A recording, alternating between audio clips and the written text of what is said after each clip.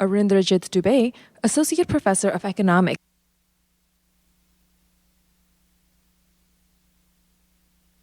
Everyone, is my mic on? Can everyone hear me? Please welcome Kate Bahn, Director of Labor Market Policy and economist at the Washington Center for Equitable Growth. Arindrajit Dube, Associate Professor of Economics at the University of Massachusetts Amherst. And Alexander Hertel-Fernandez, Assistant Professor of International and Public Affairs at Columbia University.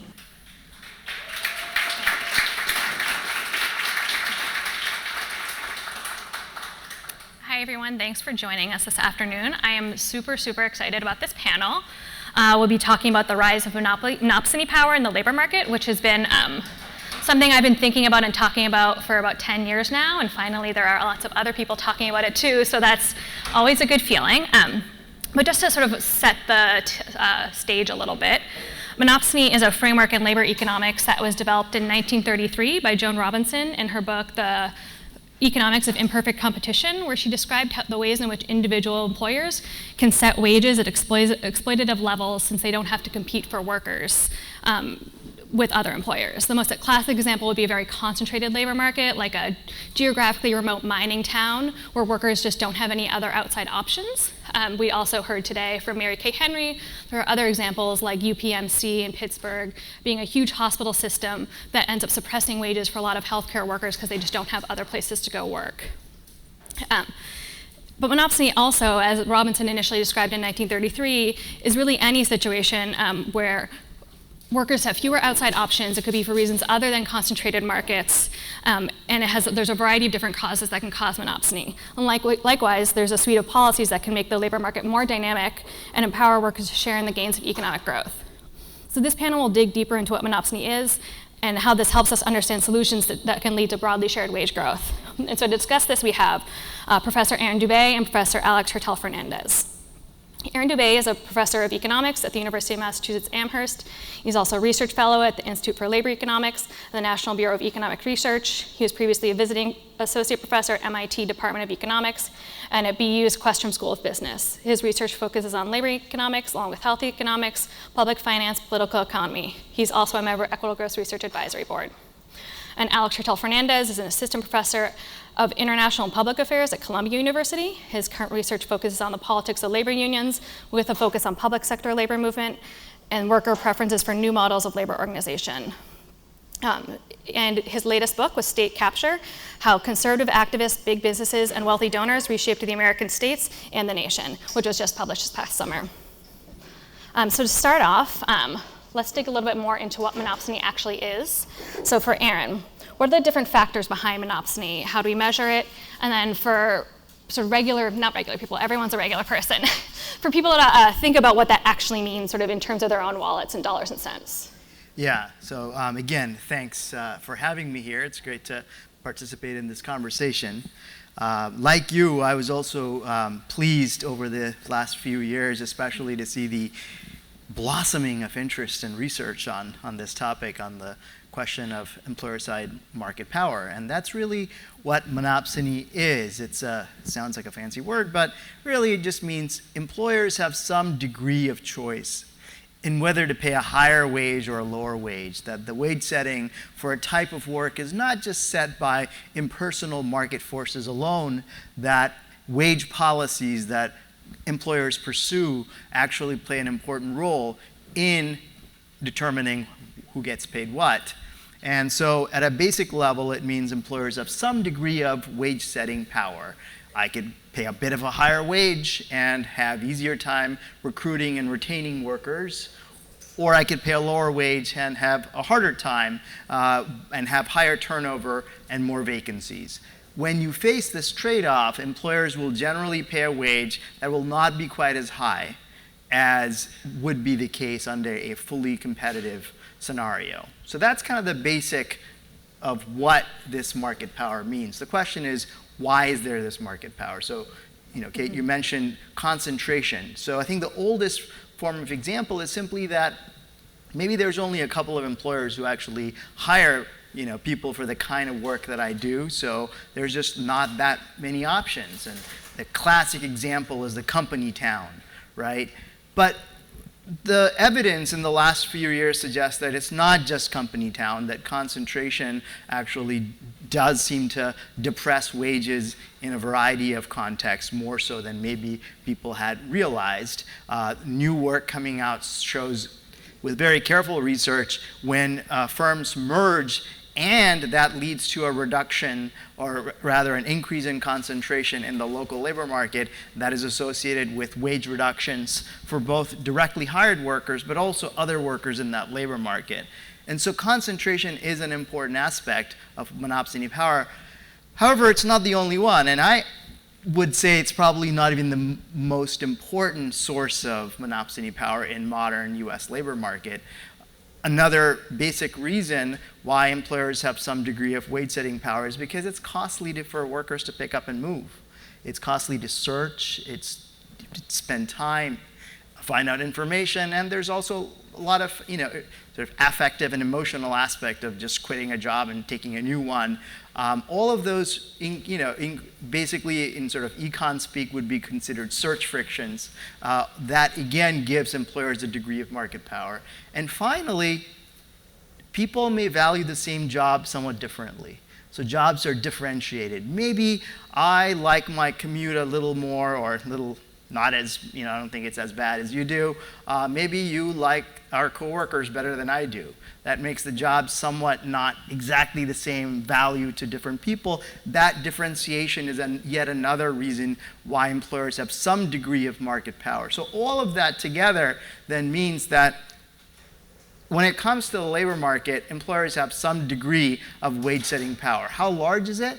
Well, again, this is a very exciting area of research right now, and there's, pretty much every week I see some new paper on the topic, which is, again, very exciting. I think sort of if I had to summarize the state of play in the literature, I would sort of say that on average in the US labor market, the degree of monopsony power means that employers probably pay something like 15 to 20 cents on the dollar lower than what might be the case in a hypothetical, fully competitive labor market. But of course, there's a lot of variation.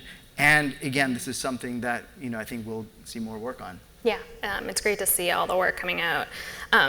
But sort of why are people all of a sudden paying a lot more attention to monopsony now? Why has it increased over time? Is that why people are paying more attention? So this is again a really good question. So there's, I think some set of research really look to try to document whether concentration, for example, has risen. And here, I think it's important to be careful. I do not think the evidence to date strongly suggests an increase in monopsony power in the way that I laid out. Certainly, concentration at the local labor market doesn't seem to have increased. It may have even actually fallen some, but in complicated ways. Large chains like Walmart and Target have come in to a lot of local labor markets. That has actually led to less concentration of the local labor market, but at the national level where wages may be set, there's actually somewhat higher concentration. So I think there are more subtle things going on there. But what I think is more important potentially to understand where monopsony fits in terms of income inequality and wage stagnation is that when it comes to wage setting, monopsony or labor supply really facing a firm is only one of various other factors that could affect wages. In general, I think historically there have been other constraints on employers, fairness norms, unions in particular, higher minimum wages. All of these countervailing forces actually reduce the ability of employers to fully exercise their monopsony power. So what I think has happened is a lot of these other constraints have become weaker over time, leading to employers actually being bound, a lot more employers being bound by simply sort of the monopsony aspect alone, as opposed to other sources of workers' bargaining power, which have actually fallen. Yeah, that was another part, I think, of Mary Kay Henry's remarks, where she talked about countervailing market power. It was really great to hear sort of a labor leader talk about a technical term like that, but I do think it is quite important. So Alex, to you, if declining worker power explains why the negative consequences of monopsony have increased, why is that happening? Yeah, thanks for that question, Kate, and thanks so much to Equitable Growth for inviting me to this discussion. I saw this was billed as a fireside chat, which makes me excited as an FDR nerd. I think it's also relevant because FDR understood that public policy is a tool for building both economic and political power, and that's a key part of the worker power story, because in mid-century, employers realized that they could use public policy to entrench their economic positions. And so while monopsony power may not have changed since mid-century, since the New Deal, employer political power has, and it has shifted in ways that has changed the distribution of economic power in the workplace. And the story of declining worker power is not just one of automatic changes in the economy. Employers have worked in new domains and invested in old domains to change policies in ways that disadvantage workers. So what are some examples of those? Well, some of it has involved new policy that cuts back the workers' rights, and Mary Kay Henry mentioned Taft-Hartley, for instance, that was passed after the New Deal era created our system of private sector bargaining, and it substantially made it harder to organize new work sites. Another site is the judiciary. Court decisions pushed on by employers played a very important role in curbing what unions could bargain over in the workplace and making it harder for them to organize new shops. And then a third aspect has been what I would call malign neglect of labor law at the hand of employers. As the economy has changed in ways that make it harder for workers to organize and that make our firm-based, establishment-based model of bargaining and organizing so much more difficult, employers have ensured that labor law has not changed. We have not updated that since the 1940s. And so in all of those ways, I think employers have stacked the policy deck in ways that disadvantage workers. So I'm just going to ask you to go a little bit deeper into that too, on the role of enforcement of existing laws. So I don't think a piece of that is perhaps employers being able to disregard it, but the other side of that coin is lack of enforcement on the part of federal agencies or state agencies. So what is the role of enforcement of existing laws versus what is the need for new provisions? Yeah, the existing labor laws that we have on the books are sadly often not enforced at all, even though that they have remained stagnant over time. And I think there's no better case of this than the minimum wage, where we know that broad swaths of low-wage workers experience wage theft. And recent research by the Economic Policy Institute suggests that in some of the largest states in the country, something like 16 or 17% of low-wage workers aren't paid the minimum wage, resulting in billions of dollars in wages that are being withheld and retained by their employers. And so we need greater enforcement, even just of the laws that are on the books. Yeah, so one reason I'm also very excited to have this panel with both of you is because you both do great empirical work, but you also do a lot of sort of policy analysis work, which is I think why it's so perfect for this. So you both have written a lot on new policies or modifications to policies that would help offset the decline of institutions that have historically reduced monopsony power. So let's get into some of the details of the proposals you've both worked on and talk about how the different policies perhaps work together in tandem. So Aaron, I know that you've done a lot of work on wage boards. Can you explain what they are, where they exist now, what we know from examples? Sure. Let me start with a little bit of a bigger picture about what wage standards do in a world where the labor market has substantial monopsony power. So, of course, we can set wage standards in any market. It could be a highly competitive market. It could be a market with monopsony power. But the point is that the extent to which there is a lot of monopsony power, setting those standards are actually relatively harmless in terms of overall efficiency, and in fact helps market work better and not worse. And that's an important thing to keep in mind. So I think that's, in general, we want to have a lot of arrows in our policy quiver, as it were, when it comes to battling inequality. And I think the simplest place to start is the minimum wage. And here, I think, we have a lot of evidence, of course, on this question. I think the overall weight of evidence suggests that minimum wages work pretty well in the US, raising wages at the bottom without any sort of substantial changes, reductions in employment. And that's exactly what you'd expect in a market which is characterized by some employer-side power, monopsony power. And so that's great, but there's only so far you can take the minimum wage to help raise wages especially in the middle of the distribution. Even proposed increases of the federal minimum wage, like in Raise Wage Act, is not going to really reach to the middle or the median worker very much. So an alternative, or rather not an alternative to the minimum wage, but rather an addition to the minimum wage, one can impose sectoral standards, right? And so you can have standards for different types of jobs, by sector, by occupation, that have, think like hundreds of minimum wages, not just the single federal or even state ones, but additional wage standards throughout the distribution. This is actually not something that's sort of like a idea that I just came up with or someone just came up with. It happens in some form, or rather in most developed economies. Oftentimes, for example, in Switzerland or France, it happens through the extension of collective bargaining agreements, where there's lots of standards, and then that's imposed. We heard about this, for example, from Mary Kay Henry earlier, that those are actually then imposed on everyone, right? Those are that all employers, including employers who may not have any unionized workers.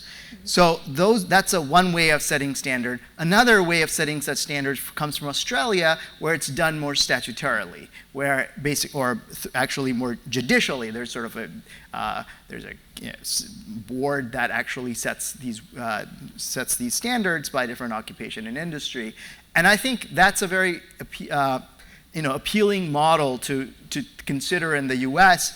So I've done some work, looking at sort of simulations of what would happen if we had such standards by, sector, by occupation, by region, and even having something sort of a moderate standard, like making sure each of those types of jobs, if you move the minimum to something like 1/3 of the current wage, like around 35th percentile, for example, you can substantially raise wages in the middle of the distribution, 10 to 20% easily. So that's a much farther reach than, for example, a federal or state minimum wages would have. So I think that's a complementary way of dealing with some of the employer side market power. Yeah, that's great. And Alex, how might other policies or changes in worker organization build on or reinforce the pro-worker effects of wage boards that Aaron described? I've been really excited to see the surge of new ideas around labor law reform or changes to worker organizations. And I think that one of the exciting aspects of wage boards is not just their ability to boost the wage floor and reach a greater number of people and change the distribution relative to the minimum wage. It also has the potential to build up new forms of worker organization or buttress existing labor organizations like unions. Because in order to have the wage board, in many settings, you have a labor representative sitting at the table weighing in on what these standards should be. In places where there isn't a union, you could imagine the board providing resources to a new organization to form and represent workers, or you could even imagine building in existing organizations into the enforcement of the standards that get set by the wage board. As I mentioned earlier, we know that so many labor standards aren't enforced across the economy, particularly at the low end. So you could imagine providing grants or resources to labor organizations to make sure that whatever wages and benefit standards are set by the board actually bind across workplaces. And more generally, I think an exciting aspect of wage boards is that it might encourage unions to think more broadly about the benefits and services that they provide to workers by taking wages and benefits out of competition. So in other work where I've surveyed large numbers of workers to understand what aspects of a labor organization would you be most excited about? Wages emerge certainly as an important aspect, but even more so are benefits and services like unemployment benefits or portable health insurance and retirement plans. And you can imagine unions doing more of that if wage boards were setting wage and benefit standards for workers. And Alex, you had sort of alluded to the fact that there's a lot of energy right now around labor law reform. I think it's been really exciting to see so many presidential campaign platforms around big changes to how labor law is done, and a lot of those include things like sectoral bargaining. So that is being put together as the idea of big sectors of the economy can be under one collective bargaining agreement. But that is a big leap from wage boards.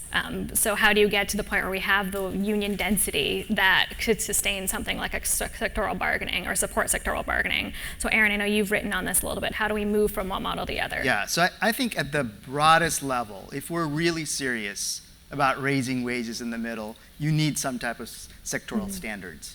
I don't think you can really get a conversation started about serious increases in middle wages without that type of a institutional reform. So then the question becomes, what's the best way of actually structuring that? I think in the longer run, the best way to structure that is by having sectoral bargaining and extension of collective bargaining contracts like we have in many high-performing developed economies. In the medium run, however, we have to confront the reality that in the United States, private sector union density is very low, and in some parts of the country, virtually non-existing in certain sectors. So if you want to have a plan that in the medium run actually reaches a lot of workers in America, you need a way to actually have those standards in place even when there isn't sufficient density that would sort of be above a threshold needed to trigger collective bargaining. So, in my proposal, I would start with a default of having sectoral standards using, for example, wage boards. But then when the union membership density crosses certain threshold, it would automatically trigger collective bargaining, which can supersede whatever the wage board might actually have to say. And that allows a couple of things that I think are useful. One, it gets some wage standard throughout the distribution, even in sort of like the near future. We want to make organizing easier, but starting from such a low level of density, it's going to take some time to get anywhere that's high enough.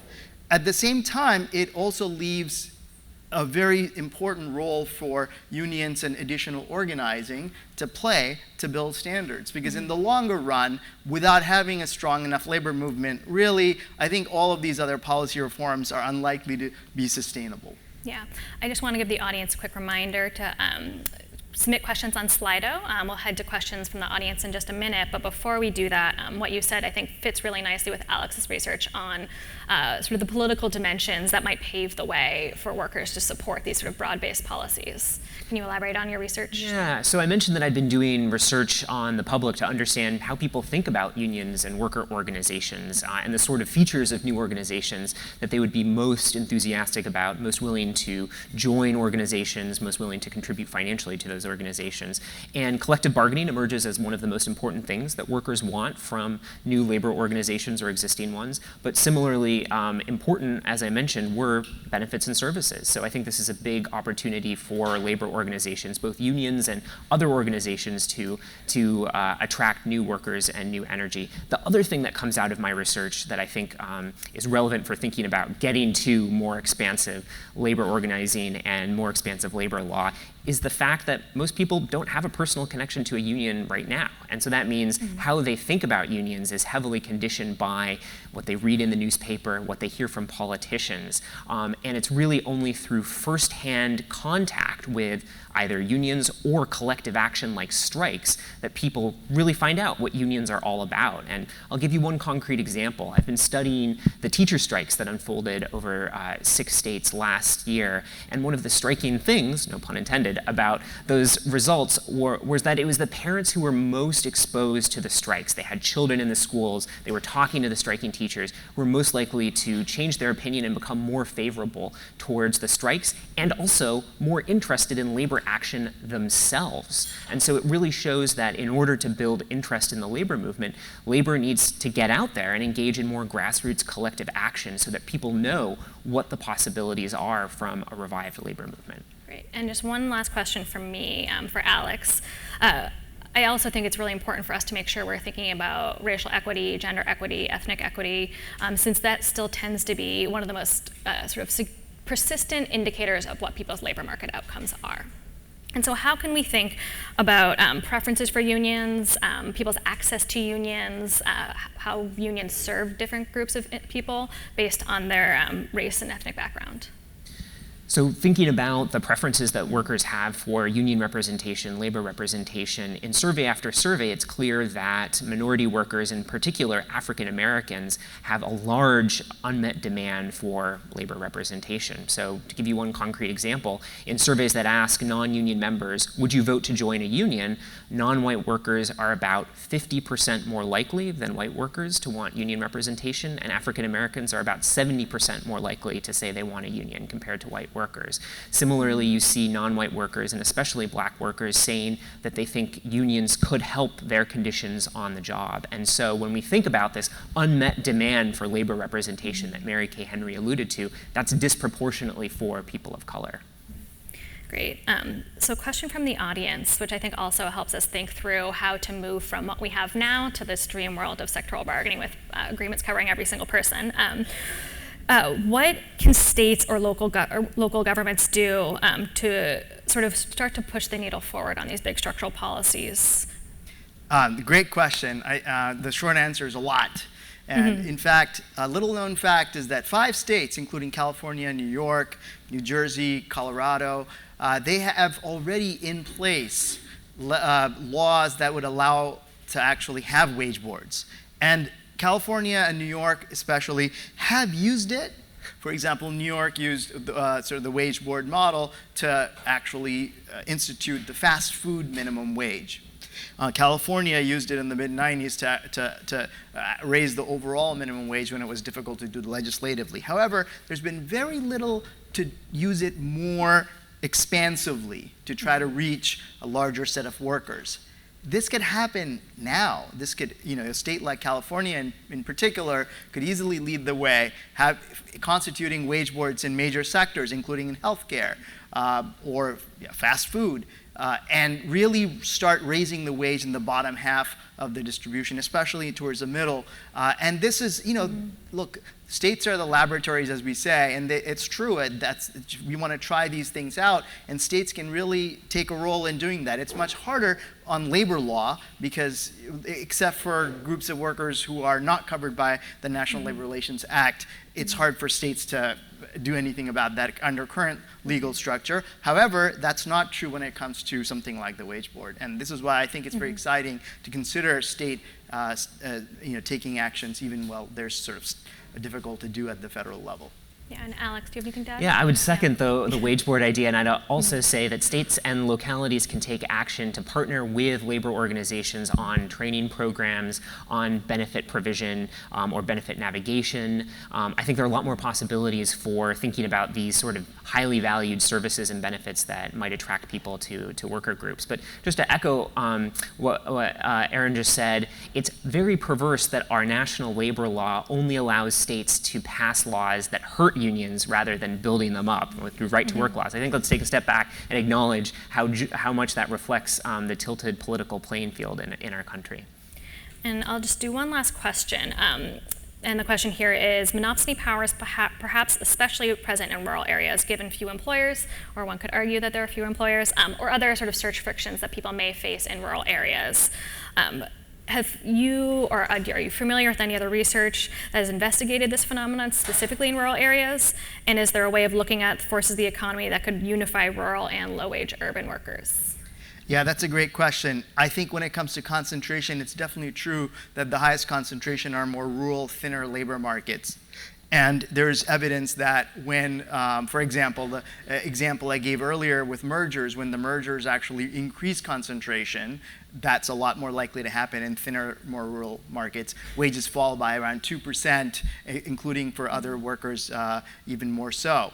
At the same time, in work that we're doing currently, I'm doing with Suresh Naidu and others, we find that the overall extent of monopsony or wage-setting power is not that different even in very dense urban labor markets. And that's because of all the other reasons, the search frictions, the job differentiation. All of that leads to a case where even in urban, thick labor markets, employers have a good degree of monopsony power. Yeah, and for the second part, Alex, do you see this as potentially being a way to unify workers across different geographic spaces? Yeah, to the extent that unions are able to move past the establishment-based model of organizing and bargaining, I think it could be a really exciting opportunity for people to have a setting in which they interact with and feel common cause with people from very different walks of life as themselves. And as Elizabeth Cohen alluded to, this was a key part of the CIO at the time of the New Deal, and I think it could be, again, with a revived sector